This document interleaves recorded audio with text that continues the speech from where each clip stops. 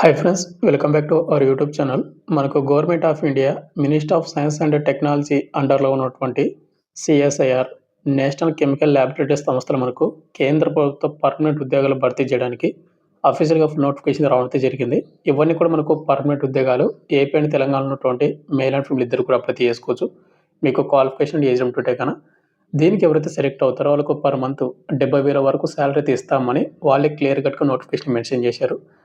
And ఇప్పుడు వచ్చేసి age limit ఎంత, క్వాలిఫికేషన్ ఏంటి, సెలక్షన్ ప్రాసెస్ ఏ విధంగా ఉంటుంది అండ్ ఇంపార్టెంట్ డేట్స్ ఏంటి, ప్రతిదీ మీకు ఈ వీడియోలో ఎక్స్ప్లెయిన్ చేస్తాను. కాబట్టి డీటెయిల్డ్గా వీడియోని ఇంటి వరకు చూడండి. ఎవరైతే ఇంట్రెస్ట్ ఉన్నటువంటి క్యాండిడేట్ వాళ్ళందరూ కూడా ఇవన్నీ కూడా మనకు సెంట్రల్ గవర్నమెంట్ అండర్లో ఉన్నటువంటి కేంద్ర ప్రభుత్వ సంస్థ ఉద్యోగాలు. ఇవన్నీ కూడా మనకు పర్మనెంట్ జాబ్స్, ఎలాంటి టెంపరీ కానీ ఎలాంటి కాంట్రాక్ట్ బేసిక్ అయితే కాదు.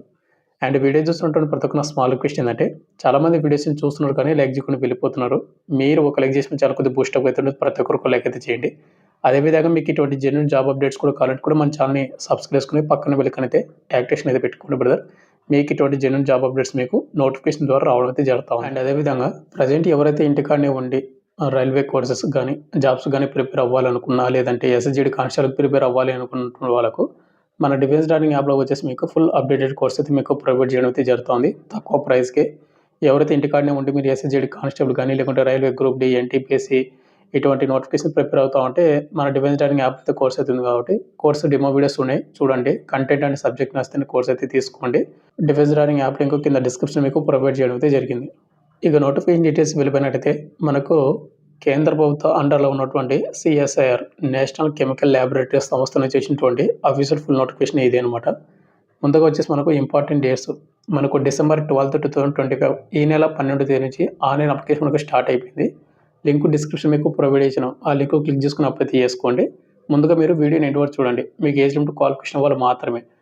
ఇక దీనికి apply last date January 12, 2026 next month 12 వరకు టైం అయితే ఉందన్నమాట. అంటే మనకు చాలా టైం అయితే ఉంది కాబట్టి మీరు అప్లై చేసుకోవచ్చు. బట్ లాస్ట్ డేట్ వరకు అయితే మీరు వెయిట్ చేయొద్దండి. మనకు సర్వర్ ఇష్యూ కానీ టెక్నికల్ ప్రాబ్లం కానీ రావచ్చు. కాబట్టి మీరు త్వరగా అయితే అప్లై చేసుకోండి. దీనికి ఈ నోటిఫికేషన్కి ఎవరెవరు అప్లై చేసుకోవచ్చు అంటే, online application for young and ఎవరైతే డైనమిక్ ఇండియన్ నేషనల్స్ ఎవరైతే ఉన్నారో అందరూ కూడా అప్లై చేసుకోవచ్చు అనమాట. ఇండియన్ నేషనల్స్ అంటే ఏపీ అండ్ తెలంగాణ వాళ్ళు కూడా వస్తారు కాబట్టి మేల్ అండ్ ఫీమేల్ ఇద్దరు కూడా అప్లై చేసుకోండి. ఇక్కడ మనకు ఏమేమి పోస్టులు భర్తీ చేస్తూ ఉన్నారంటే, టెక్నీషియన్ ఈ పోస్టులు భర్తీ చేస్తున్నారు, టెక్నికల్ అసిస్టెంట్ పోస్టులు భర్తీ చేస్తున్నారు. ఇక్కడ వేకెన్సీ చూసుకుంటే మనకు టోటల్గా 15 పోస్టులు భర్తీ చేస్తూ ఉన్నారు. యువర్ వాళ్ళకు 7 పోస్టులు, ఓబీసీ వాళ్ళకు 4, ఎస్సీ వాళ్ళకు 2, ఎస్టీ వాళ్ళకు 1, అదేవిధంగా ఈడబ్ల్యూఎస్ వాళ్ళకు 1 పోస్ట్ అయితే భర్తీ చేస్తూ ఉన్నారు. అంటే మనకు ప్రతి క్యాస్ట్ వాళ్ళకు కూడా పోస్టులు అయితే ఉన్నాయన్నమాట. ఇక నెక్స్ట్ మనకు age limit January 12, 2026 last date కాబట్టి ఆ డేట్కి అయితే కౌంట్ చేసుకోవాలి. మనకు మినిమం ఏజ్ లిమిట్ 18 సంవత్సరాల నుండి మ్యాక్సిమం 28 ఇయర్స్ ఉన్నటువంటి యువర్ ఈడబ్ల్యూఎస్ అప్లై చేసుకోవచ్చు. ఎస్సీ ఎస్టీ వాళ్ళకి వచ్చేసి 33 వరకు అప్లై చేసుకోవచ్చు. ఓబీసీ క్యాండిడేట్ వాళ్ళు వచ్చేసి 31 వరకు అప్లై చేసుకోవచ్చు. టెక్నికల్ అసిస్టెంట్ పోస్ట్ కూడా సేమ్ అనమాట. బిలో 28 ఇయర్ ఉన్నటువంటి యువర్ ఈడబ్ల్యూఎస్ అప్లై చేసుకోవాలి. ఎస్సీ ఎస్టీ వాళ్ళు అయితే కన్నా 33, ఓబీసీ క్యాండిడేట్ వాళ్ళు 31కి అప్లై చేసుకోవాలి. ఇక ఫిజికల్ హ్యాండిక్యాప్డ్ వాళ్ళు ఉంటారు కదా, వాళ్ళు కూడా మనకు 38 వరకు అప్లై చేసుకోవచ్చు. ఇక ఎక్సర్సైజ్ క్యాండిడేట్ వాళ్ళు కూడా అప్పర్ ఏజ్ రిలాక్షన్ అయితే ఉంటుంది. ఇక నెక్స్ట్ మనకి ఎవరైతే టెక్నీషియన్ పోస్ట్కి ఎవరైతే అప్లై చేసుకొని సెలెక్ట్ అవుతారో వాళ్ళకు లెవెల్ 2 కింద మీకు సాలరీ అయితే వస్తుంది. బేసిక్ పే మీకు 19,900 నుండి 63,200 ఉంటుంది. అండ్ అప్రాక్సిమేట్లీ మనకు అన్ని ఎలిమెంట్స్ కలుపుకుంటే కానీ టోటల్గా 40,000 వరకు అప్రాక్సిమేట్లీ అయితే మీకు సాలరీ అయితే వస్తుంది అని చెప్తా ఉన్నాడు ఎవరైతే టెక్నీషియన్ జాబ్స్కి సెలెక్ట్ అయినట్టు వాళ్ళందరికీ. ఇక అదేవిధంగా టెక్నికల్ అసిస్టెంట్ పోస్టులు అయితే ఉన్నాయి కదా, మనకు ఓవరాల్గా 19 పోస్టులు అయితే భర్తీ చేస్తున్నారు. యువర్ వాళ్ళకు 8 పోస్టులు, ఓబీసీ వాళ్ళకు 7, ఎస్సీ వాళ్ళకు 1, ఎస్టీ వాళ్ళకు 1, ఈడబ్ల్యూఎస్ వాళ్ళకు 2 పోస్టులు అనమాట. ఇక ఏజ్ లిమిట్ మీకు ఆల్రెడీ చెప్పాను. ఇక నెక్స్ట్ శాలరీ దీనికి లెవెల్ 6 కింద మీకు శాలరీ అయితే వస్తుంది. బేసిక్ పే మీకు 35,400 అవుతుంది. 1,12,400 వరకు మీకు అన్ని ఎలిమెంట్స్ కలుపుకుంటే కానీ అప్రాక్సిమేట్లీ మీకు 72,000 వరకు మీకు శాలరీ అయితే ఇస్తామని వాళ్ళే నోటిఫికేషన్ అయితే మీకు మెన్షన్ చేశాడు. మీకు ఆల్రెడీ చెప్పిన కదా మీకు వీడియో స్టార్టింగ్లోనే 70,000కు శాలరీ అయితే వస్తుందని నోటిఫికేషన్ క్లియర్ కట్గా మెన్షన్ చేశారు. ఒకసారి చూసుకోండి. ఇక నెక్స్ట్ మనకు సెలక్షన్ ప్రాసెస్ విషయానికి వస్తే కన్నా ముందుగా వచ్చేసి ఏం చేస్తున్నారంటే, ఇక్కడ వాళ్ళు థర్డ్ పాయింట్ చూసుకోండి. ఎవరైతే ట్రేడ్ టెస్ట్ క్వాలిఫై అవుతారో వాళ్ళకి ముందుకు వచ్చేసి ట్రేడ్ టెస్ట్ అయితే కండక్ట్ అయితే చేస్తున్నట్టు. ట్రేడ్ టెస్ట్ తర్వాత మనకు ఎగ్జామ్ అయితే కండక్ట్ అయితే చేస్తూ ఉన్నారు. అండ్ ఈ ఎగ్జామ్ కూడా మనకి ఒక్కొక్క పోస్ట్కి ఒక్కొక్క విధంగా అయితే మనకి ఎగ్జామ్ ప్యాటర్న్ అయితే ఉంటుంది. అండ్ సపరేట్గా అయితే ఎగ్జామ్ అయితే ఉంటుంది. అండ్ ప్రతి ఎగ్జామ్కి మనకు 3 పేపర్స్ అయితే ఉంటాయి అనమాట. ఇక్కడ ముందుగా చూసుకుంటే టెక్నీషియన్ పోస్టు దీనికి ఓఎంఆర్ బేస్ ద్వారా కానీ లేకుంటే సిబిటీ ద్వారా కానీ ఎగ్జామ్ అయితే కండక్ట్ చేస్తారు. మల్టిపుల్ చాయిస్ క్వశ్చన్లు అయితే వస్తాయి. ఇంగ్లీష్ లేదా హిందీ లాంగ్వేజ్లో మనం ఎగ్జామ్ అయితే రాయాలి. 10th ప్లస్ ఐటీ స్టాండర్డ్ నుంచి కానీ లేకుంటే 12th స్టాండర్డ్ నుంచి క్వశ్చన్లు అయితే వస్తాయి. ఓవరాల్ మనకు 150 క్వశ్చన్లు, 2 hours 30 minutes మనకి ఎగ్జామ్ టైమింగ్ అయితే ఉంటుంది. వీటిలో మనకు పేపర్ 1కి మనకు 1 hour అయితే టైమింగ్ అయితే ఇస్తారు. మెంటల్ ఎబిలిటీ టెస్ట్ అయితే అనమాట. 50 క్వశ్చన్లు అయితే వస్తాయి 100 మార్కులకు. ప్రతి కరెక్ట్ ఆన్సర్కి 2 మార్కులు అనమాట. నెగిటివ్ మార్కింగ్ వచ్చేసి దీనికి పేపర్ 1కి నో నెగిటివ్ మార్కింగ్ అయితే లేవు. అయితే మెంటల్ ఎబిలిటీ టెస్ట్ అనేది మనకు ఎక్కడి నుంచి క్వశ్చన్ అయితే వస్తాయంటే కనుక general intelligence, quantitative aptitude, reasoning, problem solving, situational judgement ఇక్కడ నుంచి క్వశ్చన్ అయితే రావడం అయితే జరుగుతుంది. ఇక నెక్స్ట్ మనకు పేపర్ 2కి మనకు 30 నిమిషాలు టైమింగ్ అయితే ఇస్తాడు. జనరల్ అవేర్నెస్ నుంచి 25 క్వశ్చన్లు 75 మార్కులకు. ప్రతి కరెక్ట్ ఆన్సర్కి మనకు 3 మార్కులు అయితే ఇస్తాడు. దీనికి నెగిటివ్ మార్క్ అయితే 1 మార్క్ అయితే పెట్టడం జరిగింది ప్రతి రాంగ్ ఆన్సర్కి. నెక్స్ట్ ఇంగ్లీష్ లాంగ్వేజ్ నుంచి 25 క్వశ్చన్లు 75 మార్కులకు 1 నెగిటివ్ మార్కింగ్ అనమాట. పేపర్ 3కి మనకు 1.5 hour అంటే 90 నిమిషాలు టైమింగ్ అయితే ఇస్తారు. మనకు కన్సర్న్డ్ సబ్జెక్టు మీరు ఏదైతే అప్లై చేసినటువంటి పోస్ట్కి క్వాలిఫికేషన్ అడిగి ఉంటాడు కదా, ఆ క్వాలిఫికేషన్ మీకు రిలేటెడ్ అయితే 50 క్వశ్చన్లు అయితే వస్తాయి. 150 మార్కులకు 1 నెగిటివ్ మార్కింగ్ అనమాట. ఇది మనకు టెక్నీషియన్ పోస్ట్కి ఎవరైతే అప్లై చేస్తారో వాళ్ళకు. ఇక సెకండ్ పోస్ట్ కూడా ఉంది కదా మనకు టెక్నికల్ అసిస్టెంట్. ఈ పోస్ట్కి అప్లై చేసిన వాళ్ళకు ఓఎంఆర్ బేస్ ద్వారా కానీ లేకుంటే సిబిటీ ద్వారా కానీ మల్టిపుల్ చాయిస్ క్వశ్చన్ అయితే వస్తాయి. మనకు ఇంగ్లీష్ లేదా హిందీ లాంగ్వేజ్లో మాత్రమే ఎగ్జామ్ రాయాలి. డిప్లొమా లేదా గ్రాడ్యుయేట్ లెవెల్లో మనకు క్వశ్చన్లు అయితే వస్తాయి. 200 క్వశ్చన్లు వస్తాయి. 3 hours అయితే మనకు ఎగ్జామ్ టైమింగ్ అయితే ఉంటుంది. వీటిలో మనకు ముందుకు వచ్చేసి పేపర్ 1 కూడా సేమ్ అనమాట. మెంటల్ ఎబిలిటీ టెస్ట్ మనకు general intelligence, quantitative aptitude, reasoning, problem solving, situation judgements వీటి నుంచి మనకు 50 క్వశ్చన్లు వస్తాయి 100 మార్క్స్కి అండ్ నో నెగిటివ్ మార్కింగ్ అనమాట. సెకండ్ పేపర్ వచ్చేసి మనకు పేపర్ 2కి 30 minutes, జనరల్ అవేర్నెస్ నుంచి 25 క్వశ్చన్లు 75 మార్క్స్కి 1 నెగిటివ్ మార్కింగ్. ఇంగ్లీష్ లాంగ్వేజ్ నుంచి 25 క్వశ్చన్లు 75 మార్కులకు 1 నెగిటివ్ మార్కింగ్. ఇక నెక్స్ట్ మనకు పేపర్ 3 కూడా సేమ్ అనమాట. 90 నిమిషాలు టైమింగ్ ఉంటుంది. కన్సర్న్ సబ్జెక్ట్ నుంచి మనకు 100 క్వశ్చన్లు వస్తాయి. మనకు టెక్నీషియన్ పోస్ట్కి ఏంటంటే 50 క్వశ్చన్లు మాత్రమే. ఇక్కడ మనకు 100 క్వశ్చన్లు. ప్రతి కరెక్ట్ ఆన్సర్కి మనకు 3 మార్కులు కాబట్టి 300 మార్క్స్కి 1 నెగిటివ్ మార్కింగ్ అయితే ఇవ్వడం అయితే జరుగుతూ ఉంది. ఈ విధంగా మనకు ఎగ్జామ్ అయితే ప్యాటర్న్ అయితే కండక్ట్ చేస్తారు. ఇక ఎగ్జామ్ అయిపోయిన తర్వాత మనకి ఏంటంటే డౌన్ టు వెరిఫికేషన్ అయితే కండక్ట్ చేస్తారు. డౌన్ టు వెరిఫికేషన్ అయిపోయిన తర్వాత మనకు ఫైనల్ మెరిట్ లిస్ట్ అనమాట.